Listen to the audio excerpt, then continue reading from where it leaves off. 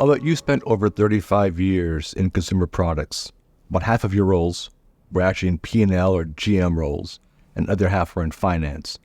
So how did you first get inspired to become a CFO? I was actually very fortunate. I spent 15 years with Procter & Gamble, and I would say there's no better school, leadership school, training school than P&G. So I was very fortunate that I did a variety of assignments. All your classic finance assignments through the plants, through some accounting stints, M&A, business development. I got to work in a number of countries. I then moved on to Cadbury Schweppes, very different, another great company, UK listed.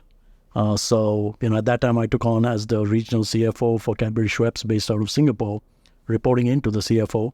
And so, just one step away from the CFO role. It was UK listed, so different sensibilities, and I got to see that side. That kind of built my leadership profile or my skills, just operating in that different environment. So did that for about 8 years, and that's when I moved into general management. After the CFO role, I took over as the president of the region. Cadbury got acquired by Kraft Foods, hostile takeover. So you went from being on the defense team to being acquired, to joining the new management team and being part of that and helping integrate the business. So that was, kind of a once-in-a-lifetime experience.